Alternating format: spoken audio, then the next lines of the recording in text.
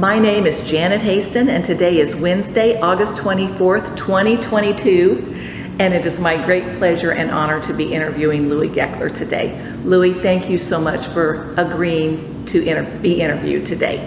Can you start by telling us your birthday? Do you mind telling us your birthday? Not at all. And okay. By the way, I'm very happy to be able to do this because I hope I have something of interest to share to the people. Well, I know you do. Because of our conversation beforehand, I know you do. And I was born December the 13th, 1933, and I was born at 914 Beach Street in the home. I wasn't born in the hospital. I was born in a home. Who was the doctor that delivered you, or did a doctor attend? I don't believe the doctor came. I think there was a midwife, which was very customary at that period of time. And did you grow up there on 914 Beach Street? How long did you live there? From the time of my birth until 1947. And did you go to college then? Yes. So you lived in Marshall your whole childhood? I did. Yeah. Yes. So tell us what that was like. Okay. About the neighborhood. About the neighborhood. Okay, there was only two houses on the block of our neighborhood. There was our house at 914 Beach, and then right west there was a two-story brick home, and it was owned and the resident was Bob Schofield, and he was actually an uncle to Kate Schofield. Okay. And I don't know what his occupation was, but his wife was a very kind lady. She was always offering the kids in the neighborhood cookies. What's at 914 Beach today? It's O'Reilly's parking lot. Okay. And actually the people who built the IGA bought the house that we lived in and tore it down to make the parking lot for the grocery store. Okay. Now, an interesting thing about this block, there was an alley running through the block behind our house, on the north side of our house. And on the north side, that part of the block was empty, except there was a tennis court. Many people don't know about this tennis court. It was clay. It wasn't kept up very well because it wasn't used very much. And I'm positive it was a tennis court because there were remnants of the net that were sagging down, and it was just very unkept. But it was a good playground for the neighborhood kids. Yes. So the net was not all the way across, but there was a remnant of it there. There was remnants of it, yes. Do you know who built that? Did the city build it? The city built it, yes. So back in those days, did lots of people play tennis? I don't know because I never saw anybody play on it. So prior to that? Prior to that, I suspect that there were, yes. You also mentioned that there was the Pilgrim Holiness Church there. Yes. Diagonally across the street from us, and my first memories were of the pastor there his name was Elmer Wheeldon, and he had a son, and his name was Laverne Wheeldon. And he and I were the same age, and we were kind of buddies. Now, another interesting thing was that house did not have indoor plumbing. They had an outhouse south of the house, out in the middle of the garden. And there was if there was a sewer, they weren't connected to it. I think there was a sewer because we had a conventional sewer system in our home. But for some reason they didn't. And another thing, that happened at the Pilgrim Holiness Church, which is of kind of interest. A few years later, they changed pastors, and I don't know how many years later, but they wanted a parsonage. So what I remember about that is that there was a group of young men who was hired, and they dug that basement by hand. And I know that to be a fact because one of the young men who was digging the basement turned out later to be my uncle. Isn't that interesting? All of that hand labor. Yes. And across the street east, there was an older two-story house. And an interesting thing about that, there was a Barclay family. And Mrs. Barclay didn't have a husband.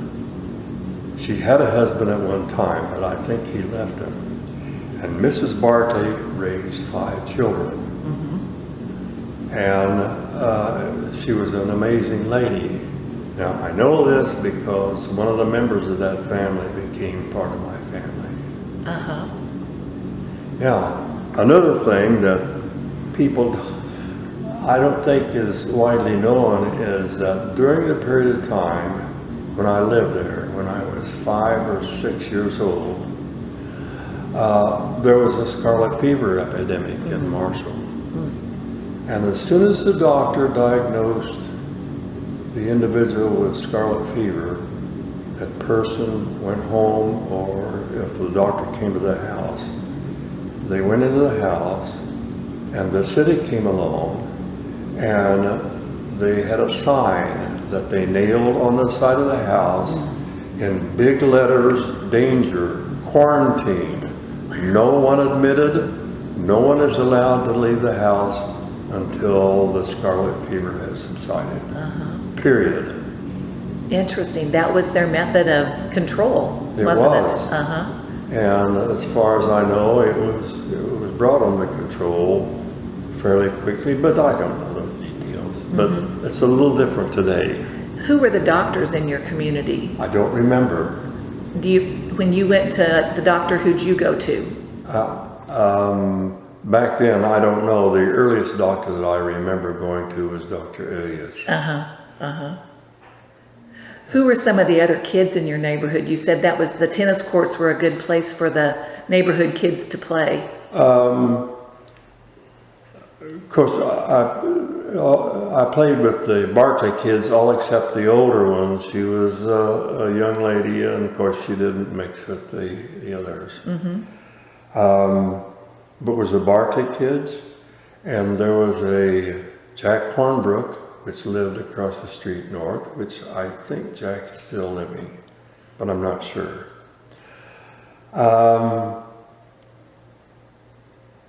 And across the street, there was a young man my age, and his name was Johnny Barloggy. And Johnny and I were good friends, and our families were good friends.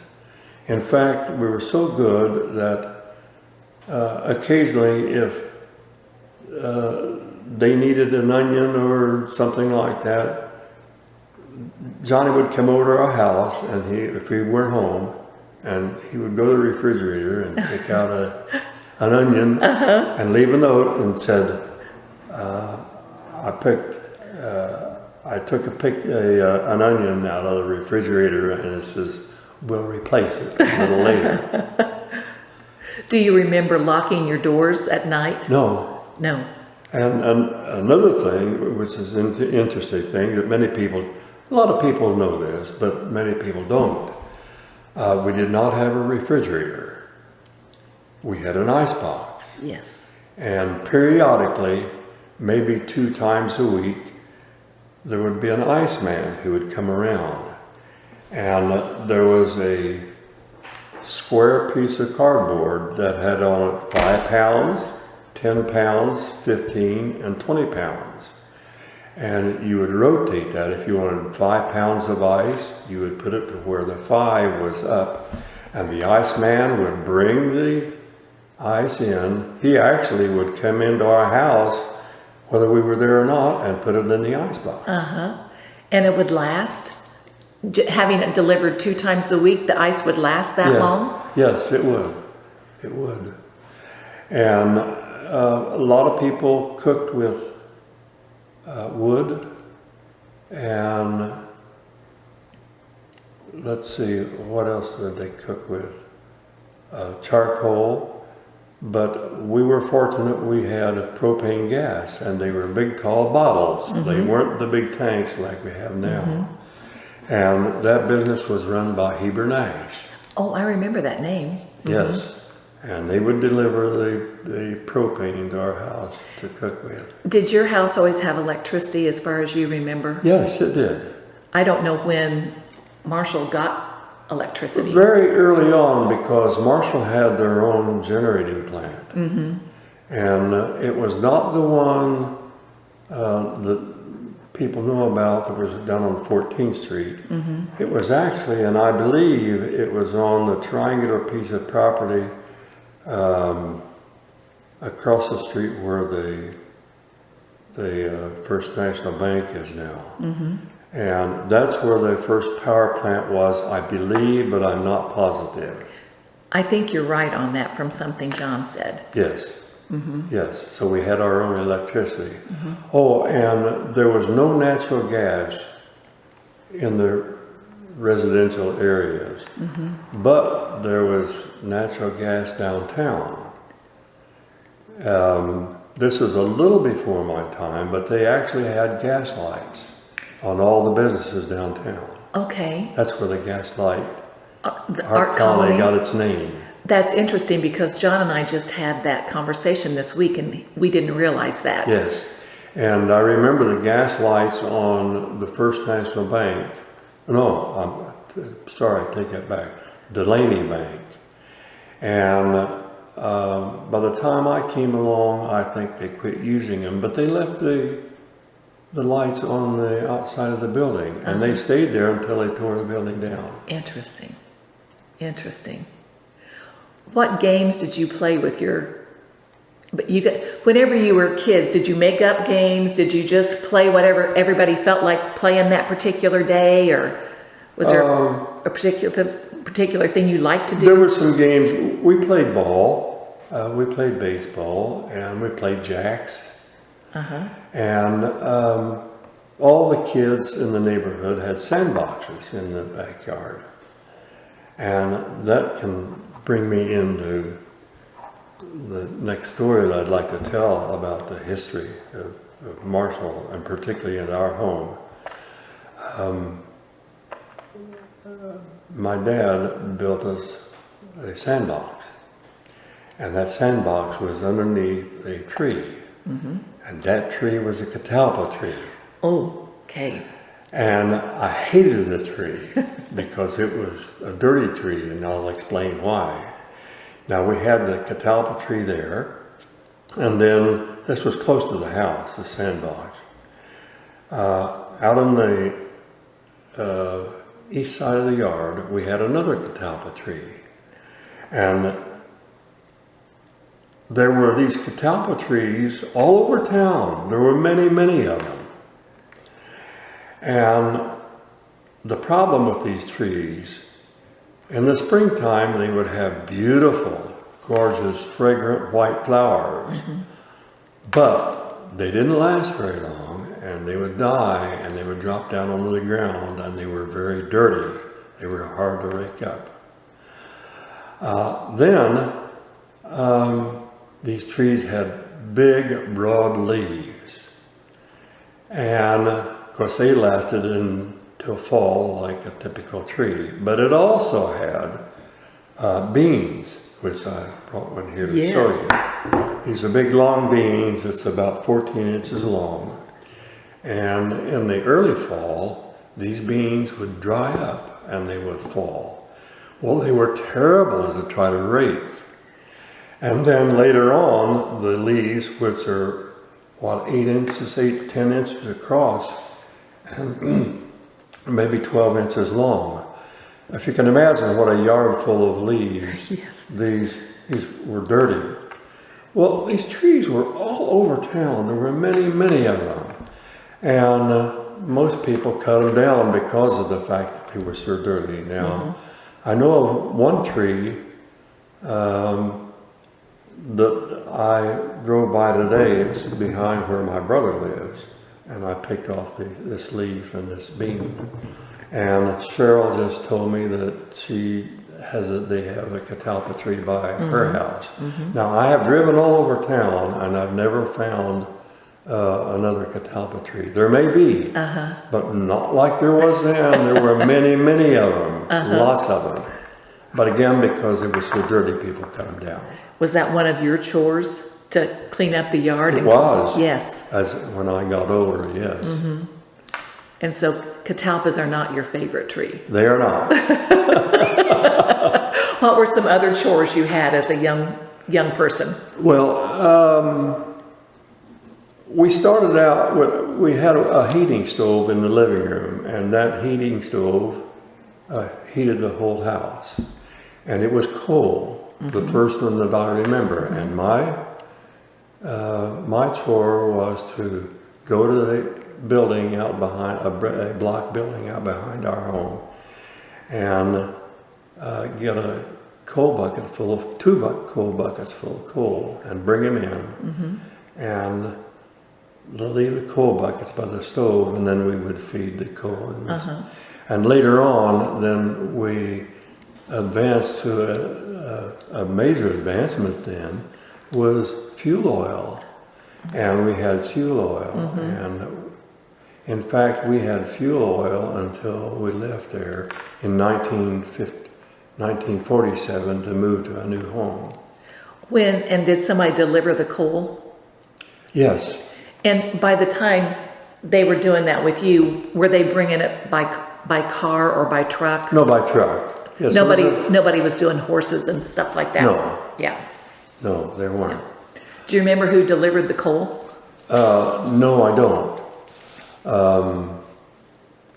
Now, I remember who delivered the ice, and that was Everett Smitley. He had an ice plant on Plum Street, West Plum Street, about where the VFW is. Oh, okay. And then where did he get the ice? Did they make it there? They made it there, yes. They had an ice machine, yes. Interesting. And another thing, which many people know, but many people don't know, 2 times a week, the milkman would come by, and he would deliver milk and set it on our front porch. And they were in glass jars, of course. And I remember in the winter, my mother had to be careful, you know, when they delivered them, because if she didn't, it would freeze. Right. And it would, the milk would actually come up and outside the bottle. Did they have a method like with the ice where you rotated something and said how much milk you wanted dropped off, or did he just know how much milk to bring? He just knew. He just knew. He just knew. He drew, and he dropped off one. It was a standing order. Standing order. Yeah. Yes. Yes. And did you say who did that? Who delivered the milk? Do you remember? No, I have no idea who did that. In fact, I think there were several people who, you know, there was never the same one. I don't think for long periods of time. You had to bring the coal in. Did you have to empty the ash out? Yes, I did. I did. That was another one of my chores. A funny story, and my aunt reminded me this many times. My aunt took care of me from time to time. My mother would go spend some time with her mother, and my aunt would take care of me. Her name was Rovine Allen, and she later became Rovine Blizzard, and she was the second mother to me. Now, this all relates to me carrying the coal in, and I hated that job. And one time, she said, "Louis, you must go get the coal." She said, "We're running out." And I did, very grudgingly, and I came back in, and I'll never forget this. She says, well, it's about time. And I says, well, I thought Lincoln did away with the slaves many years ago. I wasn't very old then. I was probably 5 or 6 years old. But you knew enough to learn about Lincoln and the slaves, right? I learned about Lincoln and the slaves, yes. That brings me to school. Where'd you go to school? I went to North School, and I'd like to expound on this just a little bit because these are some stories that people don't know. Right.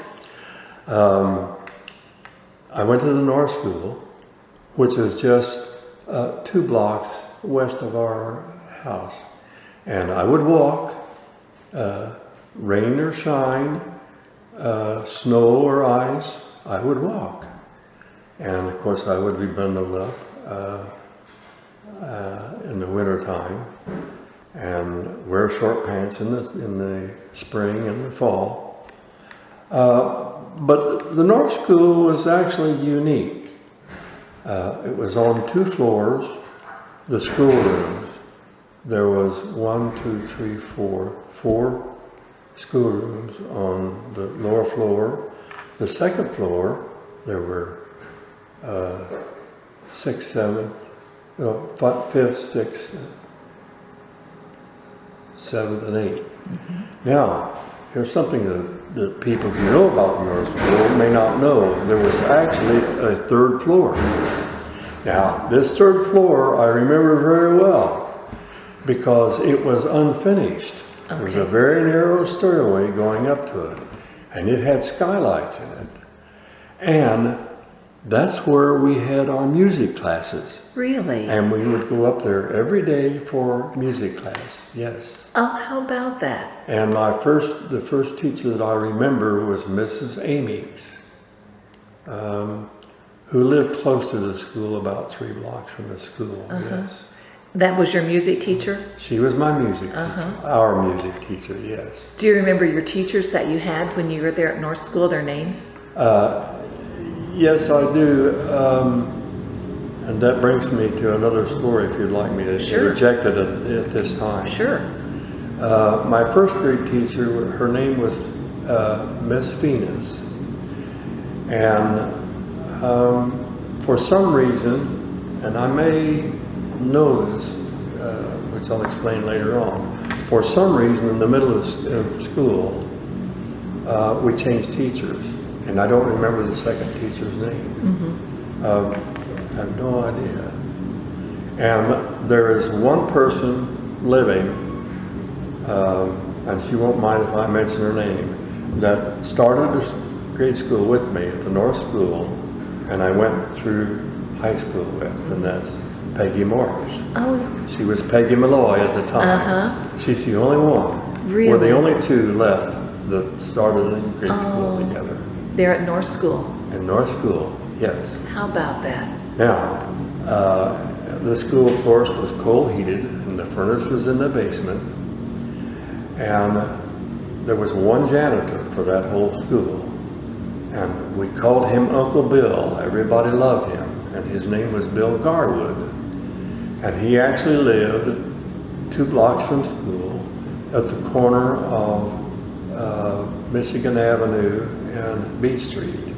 Now, there's a vacant lot there right now, which is just across the street from the Silo restaurant, across the street north. And ironically, later on, when our children were very small, his wife was still alive, and she took care of our children. Oh, isn't that neat? Yeah, when we needed a babysitter. But everybody loved him. So, and at North School, we didn't have much playground equipment. I think we had a merry-go-round, and that was all. And we made up our own games during playtime or recess. You were creative. Yes, we were. We played with jacks. And we played games out in the yard of the school.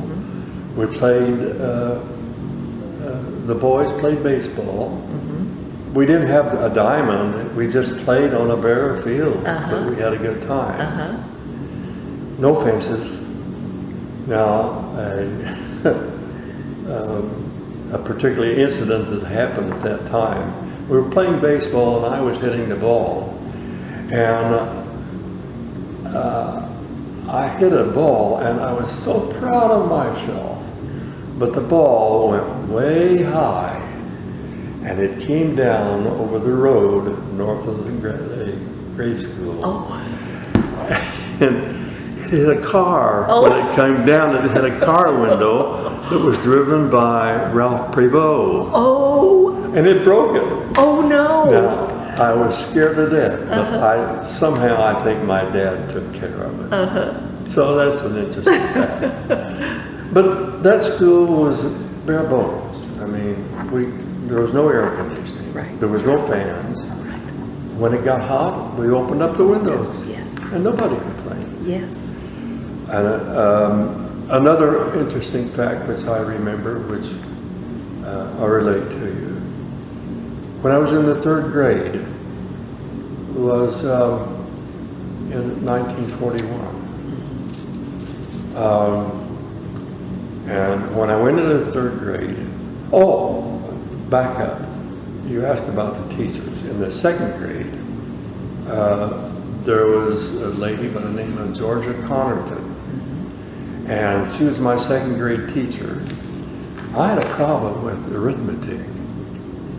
I did not have a mathematical mind. And Mrs. Connerton stayed with me after school many, many evenings, helping me learning my multiplication tables. Many evenings, and she really saved me as far as being able to do math. Yes. Now, in the 3rd grade, I started out with Vera Bennett, which she was Vera Harper at that time. And in December of that year, December the 7th, of course, is when Pearl Harbor occurred. Now, Vera was engaged to Cashlin Bennett. And Cashlin was a lawyer, and he was drafted, I believe, or enlisted, I don't know which. But he went off to war, but before he went off, he and Vera decided to get married. So she went from Vera Harper to Vera Bennett. And there was a regulation at the school that only single ladies could teach.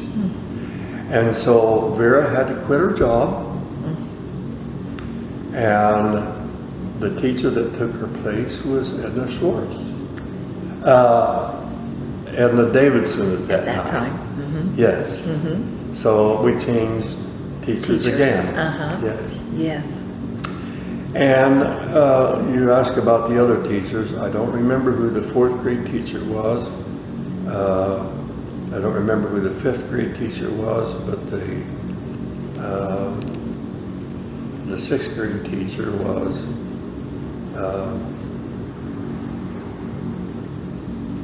name escapes me. It escaped me at the time. No, I don't remember. And you had just one teacher for 7th grade and one teacher for 8th grade. You didn't rotate classes or anything? No, we didn't. And I believe my 8th grade teacher was Miss Conemacher.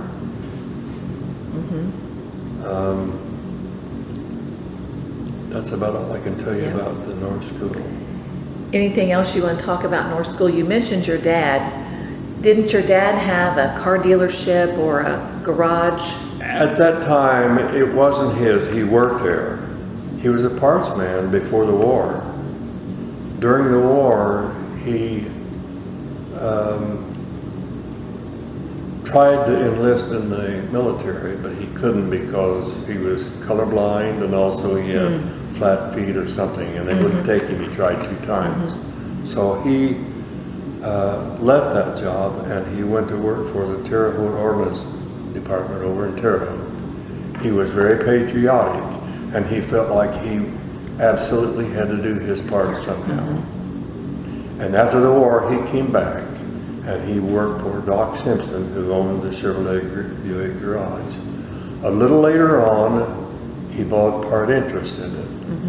And later on from that, and I can't give you the exact dates, but a few years later on, he purchased Doc Simpson's part, and it became Goekler Chevrolet Buick. And was that there on Archer Avenue, It was. where there's a blank or a There's an empty lot empty there? lot behind the Marathon station. That's where it is. I have a memory of that. Yes. And he operated in that dealership until he retired. Until he actually sold it because in around the 60s and early 70s, it was a really, really tough time for car dealers. And he decided that he had had enough of it. And so he sold the business. Did you ever work there for him, or? I did. When I was in high school, I worked in the grease rack. At that time, they raised cars up and they greased the car. And in the summertime, I worked on the grease rack. And then later on, I worked in the body shop. I learned the body business for no particular reason, but I enjoyed it. So, and the guys who worked in the body shop, they were very eager to teach me.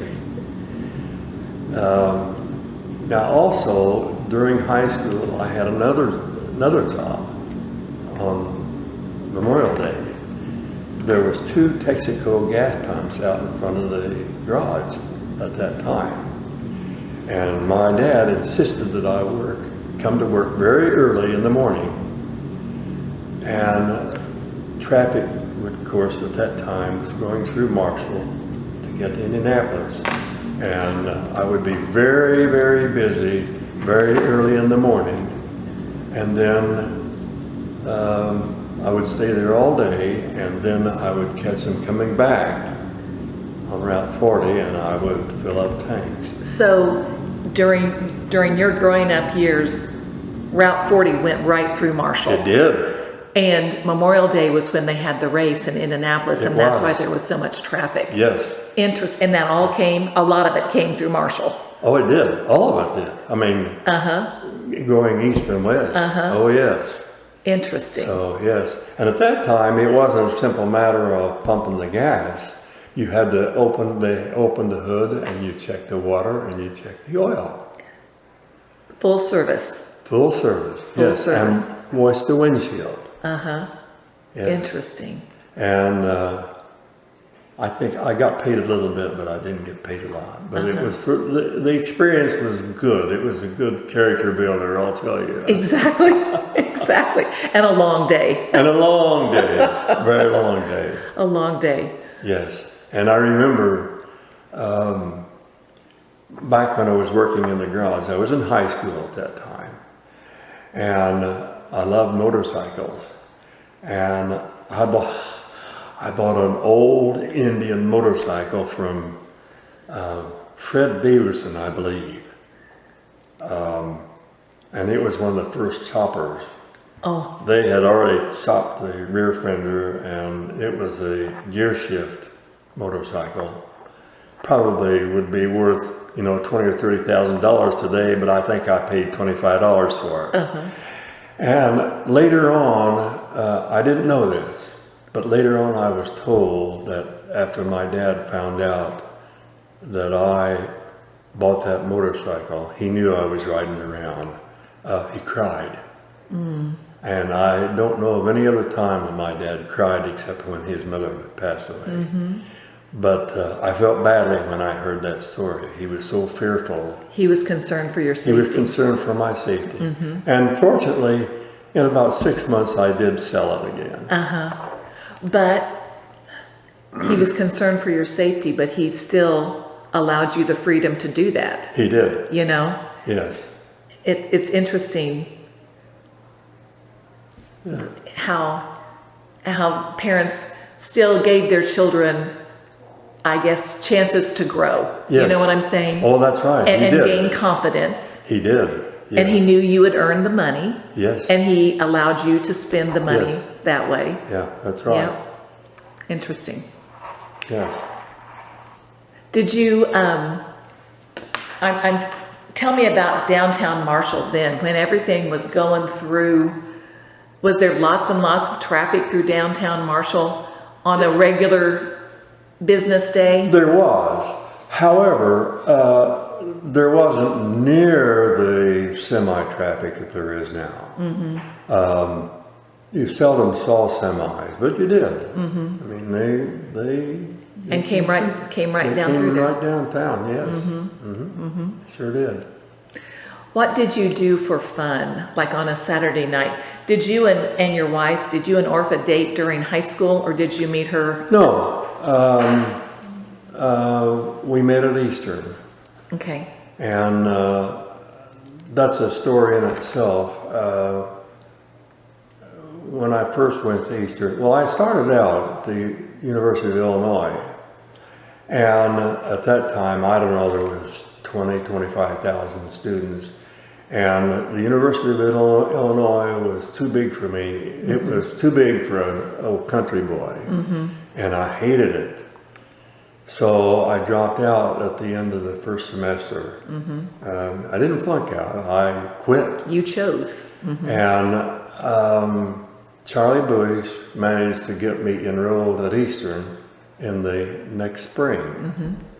And I enrolled in education, and I studied to be an industrial arts teacher. Okay, I don't think I knew that. Yes, I did. And there I met Orpha. In fact, I met her in like June of 1952. Mm-hmm. And we dated throughout. Well, it's an interesting story how we first met. And I won't go into a lot of detail, but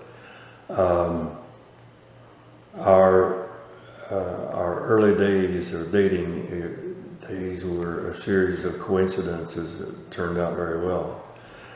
But we had a mutual friend, a young lady who I knew, and she knew Orpha.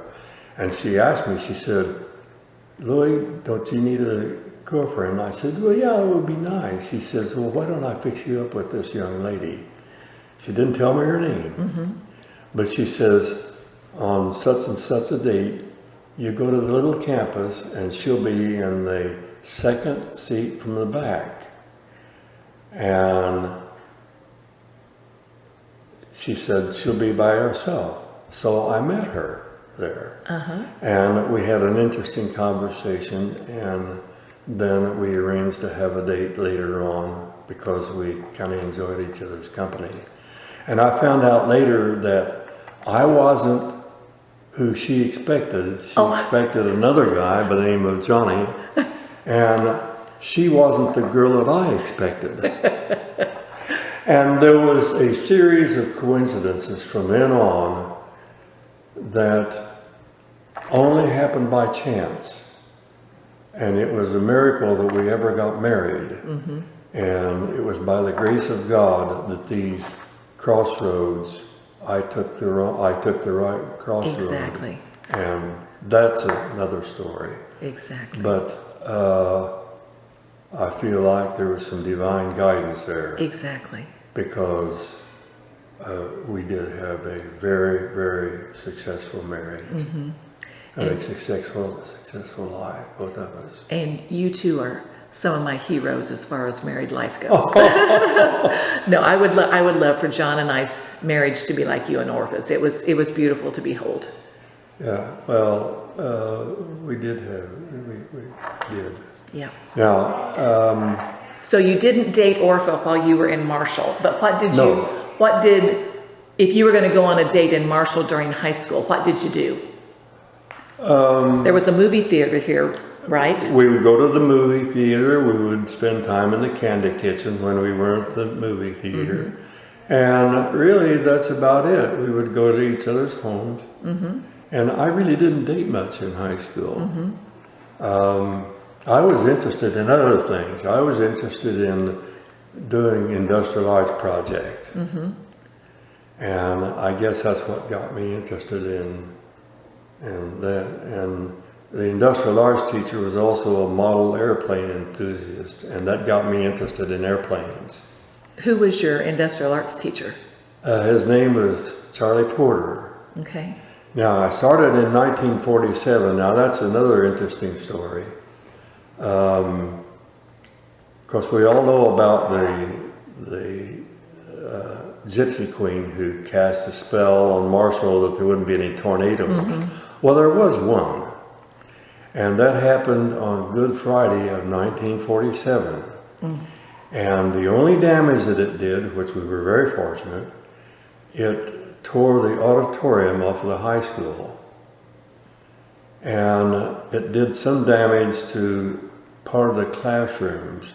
But this was in Good Friday of 1947. But they were able to patch up the ends of the schoolrooms, and we had school in those buildings. And we did until I think in 2 years they built the new high school. And because it was Good Friday, no students were present. No students present, that's right. Yes. Interesting. So when you went to Eastern, you were an industrial arts education. Yes. Education, yes. And then did you teach when you got out of Eastern? Yes. I had a period of time when I went to school until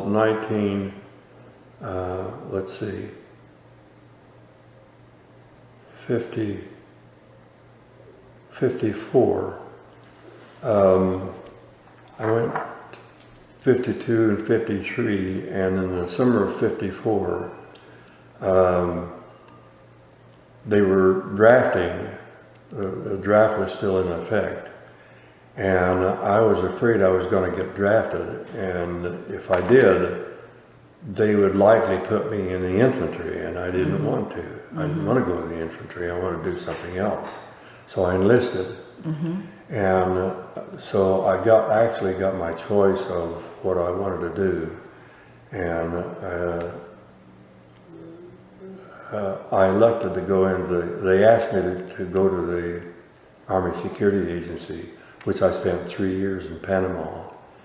But after the second year of service, I was in the Panama Canal Zone, and I came back to Illinois, and that's when Orpha and I got married. Okay. In 57? July the 15th in 1956. So you were in the Army, though? I was in the Army, yes. Yes. And then after you and Orpha were married, did you teach school, or? I came back to Eastern in 1957, starting at the spring quarter, and I finished my degree. And I started on my master's, but we had a child at that time, and teaching jobs were hard to get. So after I went 2 quarters toward my degree, master's, and in March of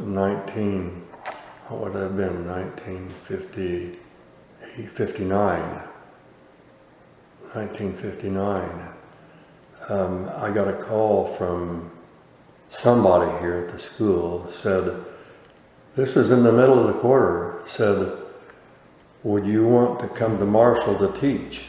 They said, the current teacher, Dean Murphy, has an opportunity to take on a government job, or a local government job, I think to be a head of the public aid program, and said, we will not let him, he was teaching, and he said, we will not let him out of his contract unless we can find somebody to teach. And it worked out very well because I had done my student teaching under him. Oh, So I had experience in the school. Exactly. I had experience working with Dean, so I came back and I started the school. But then I know you guys didn't live here the whole time during No. your married life. No. Now, I actually taught for 2.5 years, and salaries were very, very poor at that time. And we had a second child by then, and it was very apparent that I wasn't going to be able to give my family the living that I wanted to, because I was at the maximum level I would be. They didn't have the incremental wages at that time. And one of the things that really got me going, they were not teaching electricity and electronics in classes. That just wasn't there. Or were they teaching anything about house building? And I decided to start up a program during those 2.5 years of teaching these young men electricity and electronics. And also we built up a mock wall of a home, because I was qualified to teach home construction. And we built this wall, and I showed them how to do basic wiring and how to do basic building of walls and so forth. Not to make them carpenters, but to give them interest in going ahead and doing that as a profession. And at that time, I had an amateur radio license, and some of the boys were interested in radio at that time. And what I did, I established a ham radio station at the high school. Oh, really? With permission from the superintendent. And those boys would come in of an evening, and I would teach them radio, and I would teach them how to use the ham radio. And there was 5 boys in the 2 years that I was there that got their ham license. And 4 of those boys ended up being engineers. 2 of them went to Rose Hallman, and one of them went to U of I, and I don't know where the others went. So in any case, because of my education, I had a number of electronic classes. Bob Charles was the manager of Radio Industries at that time, which later became TRW. And he came to me and he said, Lewis, he said, I need an assistant quality control manager. Would you like to come to work for me? Well, it doesn't seem like more now, but at that time he offered me a lot more money. So that's how I got started my career. So I didn't realize you were with TRW. Yes, I stayed there for 9 years. And at that time, we were purchased by TRW in like 1976. I don't remember the exact time. But I didn't approve of some of the methods of management. And I was not happy. And I could not do my job the way it was supposed to be done, because at that time I was the director of quality assurance. And I could not do my job the way it was supposed to be done. So, and this leads me into my career, if you want me. Yes, please. Okay. At that time, the headquarters were in Des Plaines, Illinois, and there was 2 engineers which were very unhappy with the management, and they approached me and Dale Huffington and said, hey, we have purchased a small manufacturing business up in one of the Chicago suburbs, and it's not in a very good area. We want to move part of production down to Central Illinois, since we're familiar with it. And approached Dale and I and said, "Will you come with us and start a factory? Rent a building, find a place in the area, and find a place and start this factory. We'll supply you with the capital equipment." Mm-hmm. And so we did it. And we found an unused factory building down in Jasonville, Indiana. And Dale and I built that factory from scratch. Uh-huh. And we hired some help. And so we were in business there for 3 years, manufacturing. And then a company by the name of Standex International and the electronics division, which was Standex Electronics, the president of that division came and looked at our factory. They wanted to purchase our factory and our business, the entire business, this and also the portion of the business that was up in the Chicago area. Mm-hmm. And they did, they liked what they saw. So I became an employee of Standex Electronics division. Mm-hmm. And I stayed with them until I retired in 1996. Were you in Cincinnati at that time? Or? I went to, yes. Well, no, at first, we also, during that period of time, with our factory in Jasonville, we built a factory in Casey. We expanded with the help of Casey Industries. And they, of course, that came along with the purchase. Mm-hmm. The building was owned by Casey Industries, but we had our manufacturing there. And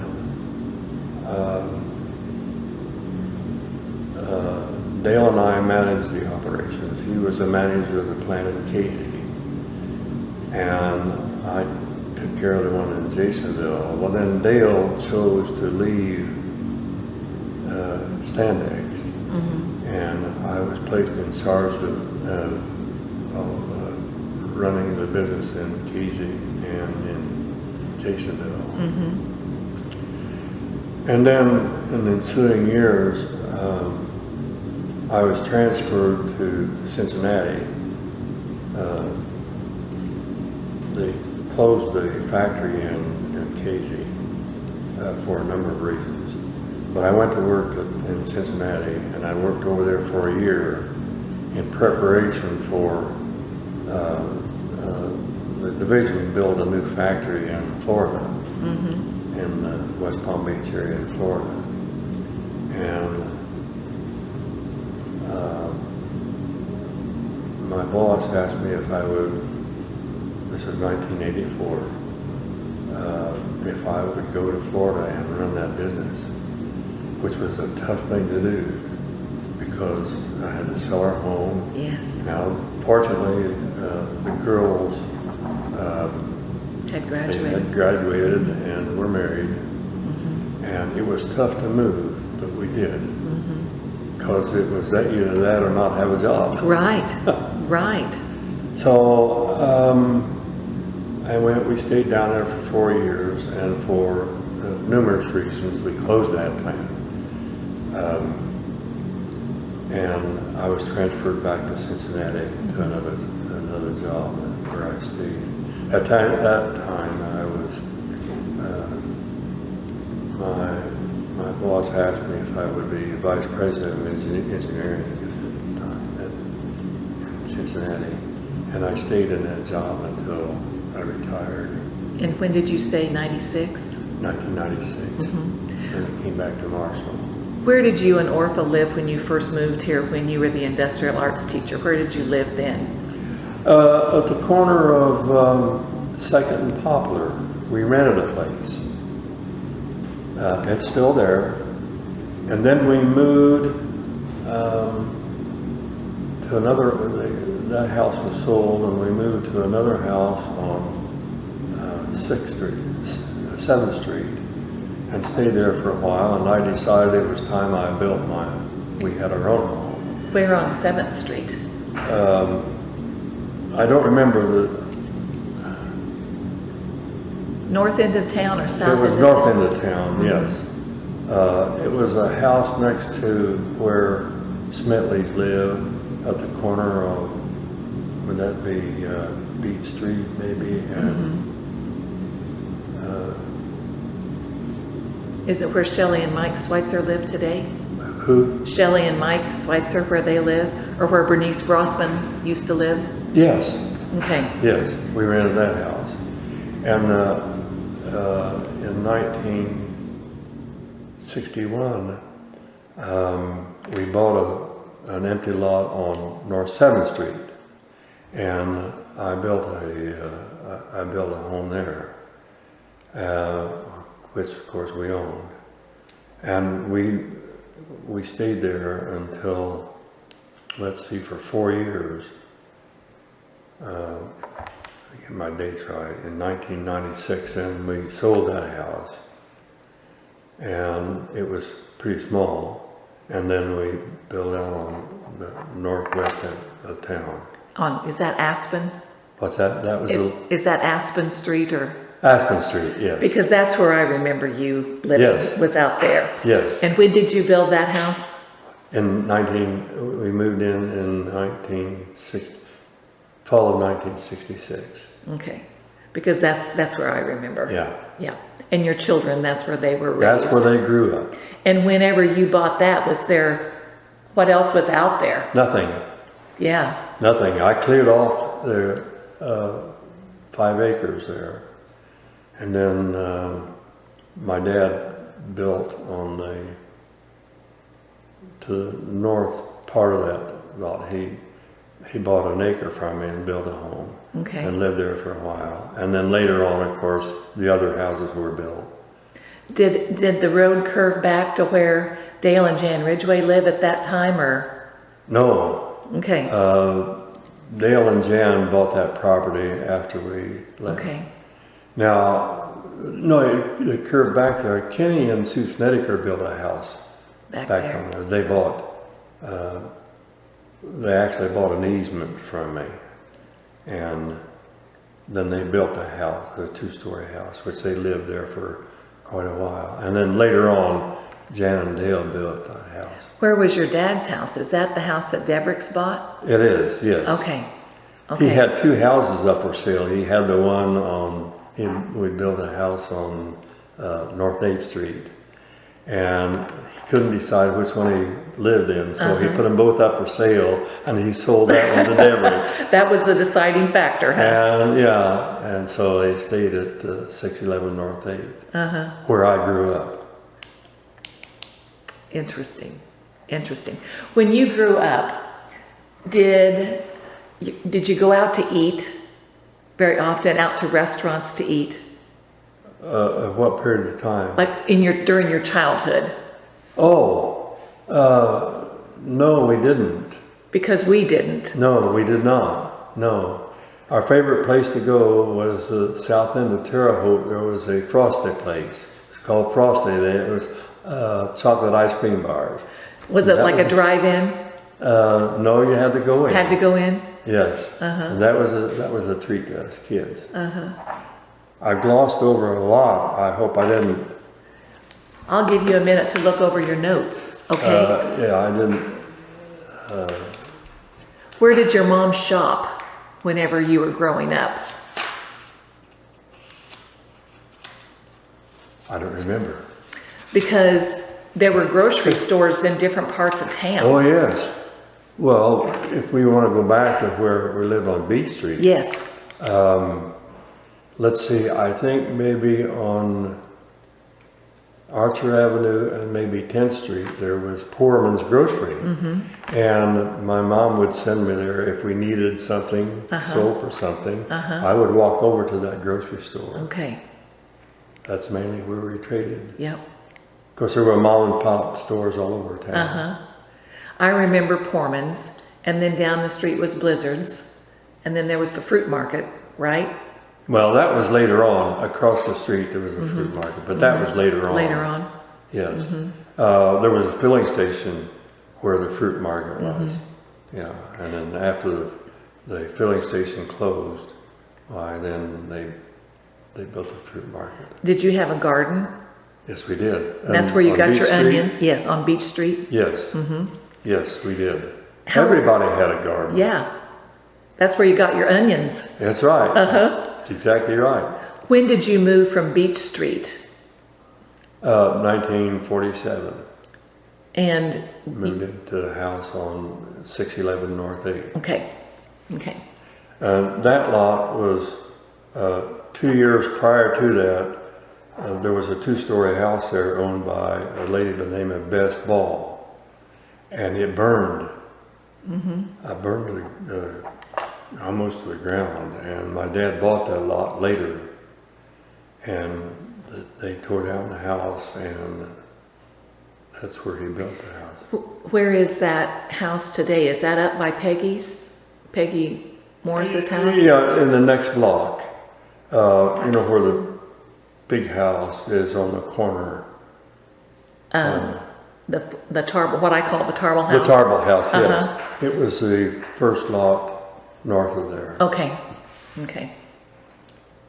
And that house is still standing, correct? Which The 611 North 8th is still... oh yes, I can't remember. Kermer's lived Okay, there. And actually, Tuffy and Everdeen bought that. I don't remember what year they bought it, but they actually added on to that house, and Everdeen still lives there. I always liked that house. Oh yes, it's a nice house. I always liked that house. That's where I really grew up. Why don't you check your notes and see if there's something that you wanted to talk about? Do you remember the gypsies coming to Marshall? No, I don't. I have no recollection of them. All I know that the gypsies, and I think there was a program given on the gypsies here. These were the good gypsies that were referenced in the. They were liked by the people of Marshall. And what made them come to Marshall? Was there a family connection or? I don't know. Yeah, I just. Well, here again, it was on Route 40. True. So I don't know why they stopped here. I know that the ladies bought their groceries, and the men were horse traders. Now, when they came in vehicles. I don't know. I don't know. I don't know. I But I don't know wonder- that much about the history. Interesting. Interesting. I think there was everything in my notes that I wanted to. I hope I didn't talk too much. You were perfect, Louie. Thank you. But anyhow, Did you, when you were young, you had this interest in cars and you worked at your dad's and did body work. Did you jazz up some cars or have something that went really fast? that's another story. If you would like me to tell. I would love for you to tell it. Well, my first car was a 1938 Chevrolet, Okay? and I wasn't happy with the way it was running because it didn't go very fast. I can tell you a couple of funny stories. Okay. The first one about the car. Of course, I butted around with other guys who like cars, the Davison boys in particular. And I decided that I wanted to put dual carburetors on that car. So back in the body shop, and with the help of some of the guys at the garage, I found two carburetors, and I took the manifold, the old manifold. They were very simple back then, and I welded the plates to the intake manifolds, and I mounted those carburetors on, and I made the linkage and the fuel line and all that. And my dad didn't know it. And I was ready to start it and tune it up and everything. And he came back And he saw what I had done, and he said, absolutely no, you're not going to do that. You will not do that. Well, my dad never was very forceful like that, never scolded me or anything, ever. And when he said, do this, I did. So I put it back together like it was. And I found out later on that the mechanics after that, the mechanics went to my dad and they pleaded with my dad, said, Ralph, let him drive that car and see how it works. We'd like to see how it runs. But he did not relent. He said, no, he will not do that. He was concerned for my safety. Sure. So, another funny story about that. Again, I was mechanical minded, and I had some old Ford spark coils.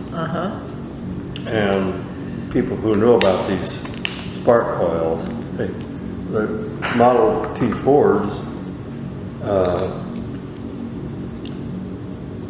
the spark coil would run all the time.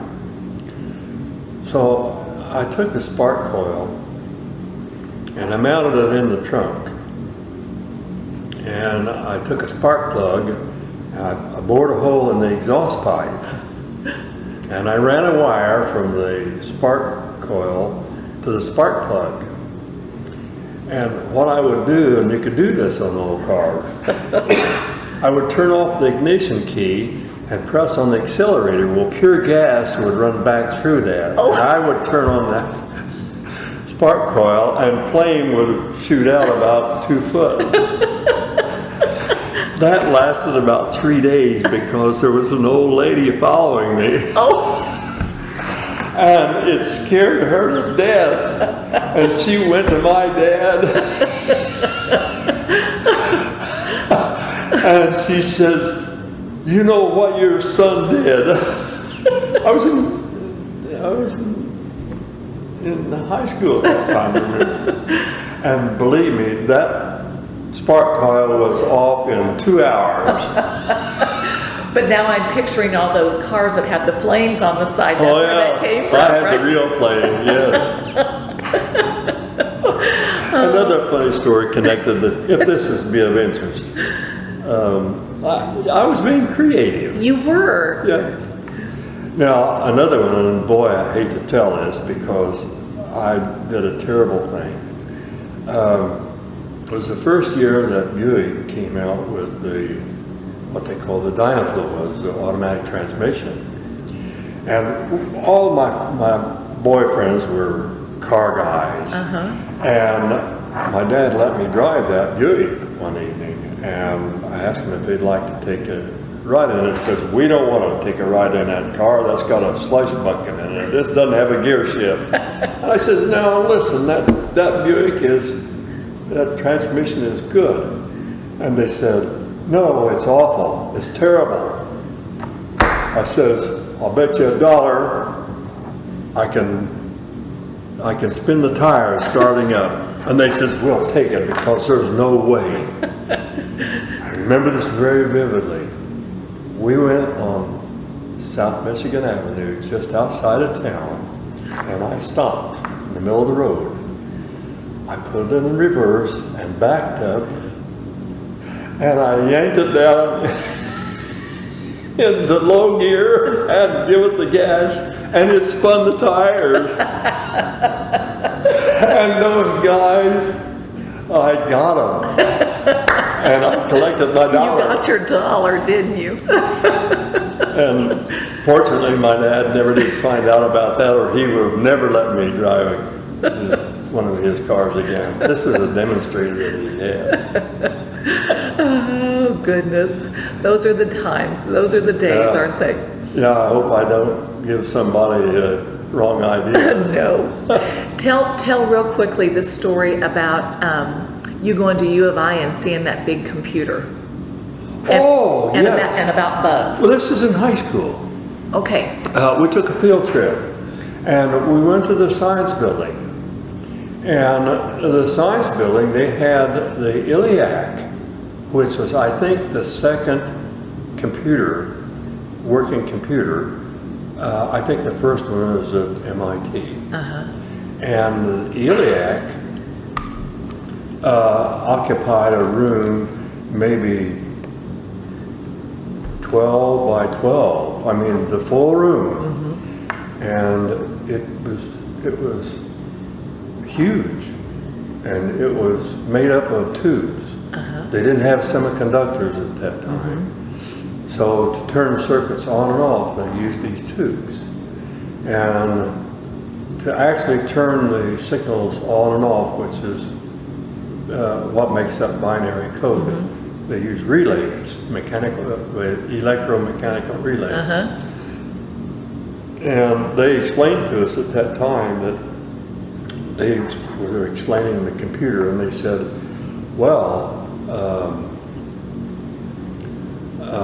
we had a malfunction of the computer, and it stopped. It didn't completely stop, but it wouldn't compute like it should. And it says we spent days and days looking for the problem, and it said we found it.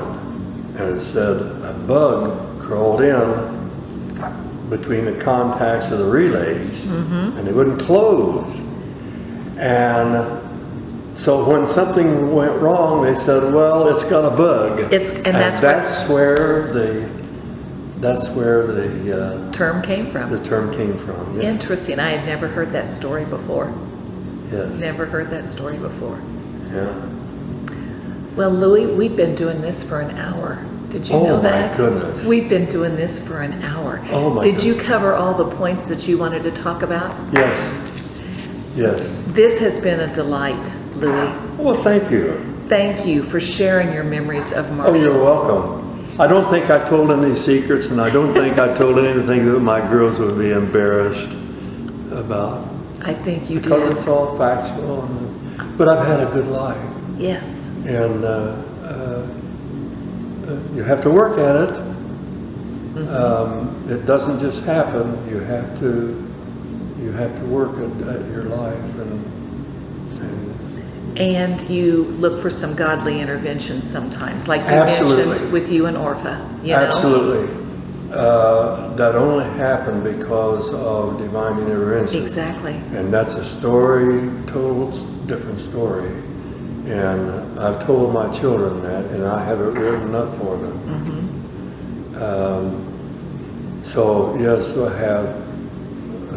We had some bad memories. We lost our son. That was a bad memory, but we were able to get We were able to get through that with some divine guidance and friends and our family.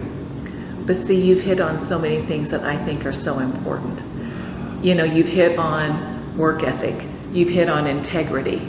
You have hit on following your passion and following your interest. You've hit on your faith and how important that is. And those are all things that I'm so glad that we are recording that, because those are all things that I think are so important that this generation needs to learn from. They are. And I can look back in my life and there's no major regrets. Yes. And you've got to spend time with your kids. Exactly. And we lost a son, and the weekend before he was killed, Jeff and Orpha and I and my sister and brother-in-law were attending a Cubs game in Chicago, and that was the last time that I was able to spend with him. And isn't that a precious gift? It is a precious gift. Isn't that a precious gift? So people have to do things with their kids. Exactly. They have to spend time with them. Take advantage of those opportunities. Take advantage of them, yes. Exactly. Louis, you've been a blessing. Well, thank you. You've been a blessing. You've been a blessing to me. You've been a blessing to our community. Thank you. Thank you. Thank you for this time today. Oh, you're welcome. And thank it's you for my sharing your pleasure, and I memories. hope I got everything right. You did wonderfully. I'm going to press the stop button now, okay? Okay. Okay.